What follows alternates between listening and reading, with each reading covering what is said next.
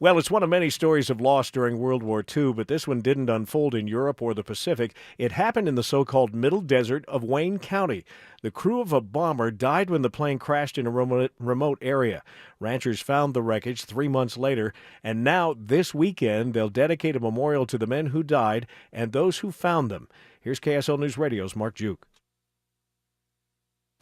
At the corner of Main and Center Streets in Loa, flags fly in the wind above a square already honoring those who served and sacrificed. Monday, a new monument will be unveiled. This is the base that it sits on. At Rick's Ridgefield Monuments, they've been sandblasting into stone the story of Major Paul Spence and his crew.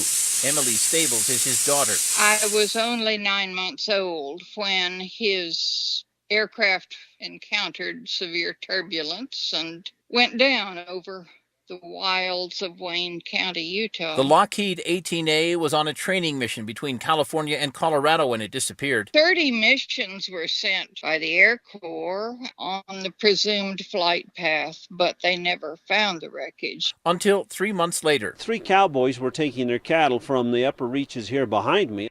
And as they trailed along, they started to find the debris. One of those cowboys, LeVar Brown, was the grandfather of Paul Pace's wife, Liz. He was quite emotional as he told us the story about finding the airplane. Brown rode some 25 miles to find the nearest phone. He wanted to get back and notify, of course, the authorities, but his response to me was how sorry he felt for the families of the boys. Days later, a military contingent showed up and recruited volunteers to help recover the remains. And it's about halfway to the horizon that you see out there. From Hogan's Pass, northeast of town, you can see the area where the plane went down. Much of the wreckage was actually buried on site, but the memories were not.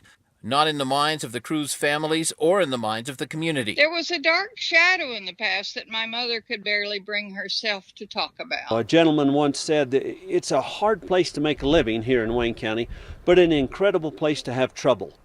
People still rally around, and that's to me, it's a typical of what our community stands for. They'll stand Monday with descendants of the crew from as far away as Maine to dedicate a memorial to Major Spence, First Lieutenant Leonard A. Keyes Jr., Second Lieutenant Orion L. Mock, Staff Sergeant Alan C. Hebert, Sergeant Charles F. Royce, and Captain Robert D. Spitzer. Marc Giauque, KSL News Radio. And our thanks to Marc Giauque for gathering all of that information for this Memorial Weekend. On the In-Depth at 15 and 45.